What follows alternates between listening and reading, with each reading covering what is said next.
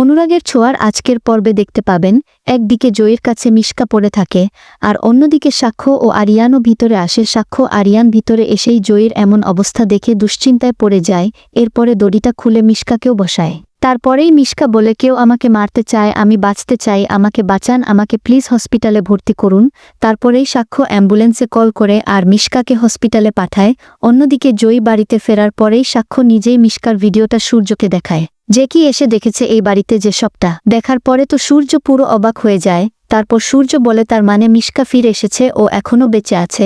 এদিকে জয়ীর উপরে ও চিৎকার করে আর বলে, তুমি কেন ওখানে গিয়েছিলে? জয়ী বলে, আসলে আমি সত্যটা জানতে চেয়েছিলাম।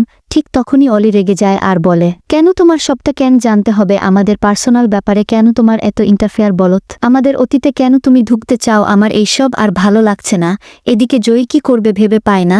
তারপরেই জয়ী নিজের ঘরে যায়। সেখানে গিয়ে জয়ী বলে, এগুলো সবই আর্টিফিশিয়াল, মিষ্টি সবটা সাজিয়েছে, আমি জানি ও নিজেই সবটা করছে, আমার আর ভালো লাগছে না। কিন্তু তার আগে আমার মাকে বাঁচাতে হবে। ঠিক তখনই সেখানে সাক্ষ্য এসেই রূপাকে ডাকে। তখন রূপা কোনো উত্তর দেয় না। এরপরেই সাক্ষ্য রূপাকে কাছে টেনে নেয় আর বলে, নিজের নাম শুনে দূরে থাকা যায় না। তাই তো, কিন্তু আমার না সবকিছুই ঠিক লাগছে, তবুও একটা বিষয় নিয়ে ভয় লাগছে যে আমি তোকে ছাড়া কিভাবে থাকবো বলতো। এদিকে রূপা নিজের বাবাকে বোঝায় যে এই মুহূর্তে আমাদের এই সবটা ভাবার কোনো দরকারই নেই, আগে আমাদের মাকে বাঁচাতে হবে, কারণ মিশকা আমাকে কে শেষ করে দেবে। আর মিশকার সাথে লড়াই করতে পারবে শুধুমাত্র মা একাই, অন্য কেউ নয়। মা ছাড়া এই লড়াইটা কেউ লড়তে পারবে না।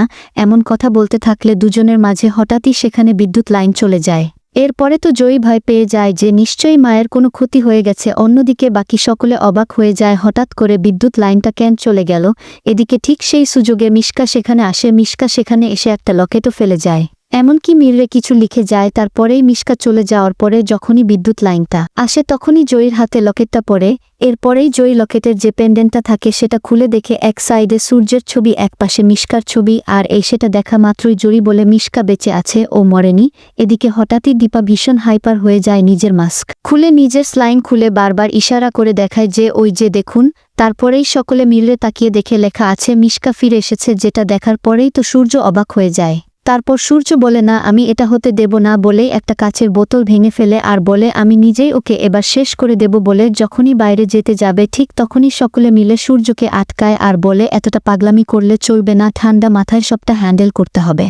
তখনই সূর্য বলে, ও থাকলে আমার পুরো পরিবারকে শেষ করে দেবে, কিন্তু তার আগে আমি ওকে শেষ করে দেব। সাক্ষ্য বলে, দেখুন আমি কিন্তু এতটা বুঝতে পেরেছি যে ওর আসল উদ্দেশ্যটা কি, আর ও কিন্তু সেটাতে সাকসেস হয়ে যাবে। আপনি যদি এমনটা করেন আমাদের ঠান্ডা মাথায় সবটা হ্যান্ডেল করতে হবে, তা না হলে হবে না।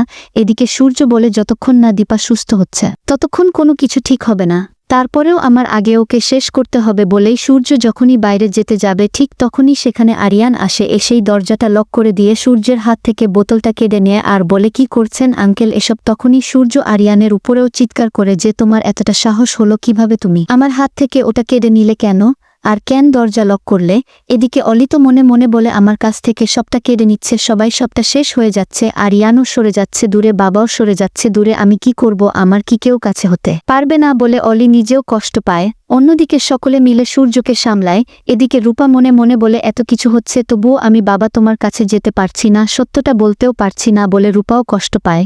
এদিকে মিশকা হঠাৎ হসপিটালে যায়। সেখানে গিয়ে সিকিউরিটি ম্যানকে বলে, আমার কেবিনে সিসিটিভির ফুটেজটা অফ করুন। বলে নিজের কেবিনে ঢোকে। সেখানে গিয়ে একটা ভদ্রমহিলা শুয়ে থাকলে তাকে বলে, উঠুন এখান থেকে। এরপরে তাকে উঠিয়ে দিয়ে মিশকা নিজেই সেখানে শুয়ে পড়ে। এরপরেই মিশকা পুরো ভিডিওটা দেখে বলে, সবাই এসে যদি সিসি ক্যামেরার ফুটেজটা চেক করে এটাই জানতে পারবে যে আমি এখানেই শুয়েছিলাম, কেউ বুঝতেই পারবে না যে আমি এখান থেকে চলে গিয়েছি। সবাই এটা নিয়ে ভাববে যে মিশকা তো মরে গেছে, তাহলে ফিরে আসলো কিভাবে? সবটা কেমন যেন উল্ট পাল্ট হয়ে যাবে সবার কাছে। বলেই মিশকা হাসতে থাকে। বন্ধুরা, আপনাদের মতামত কি কমেন্ট করে জানান। আর পরবর্তী আপডেট পেতে অবশ্যই আমার চ্যানেলটি সাবস্ক্রাইব করুন।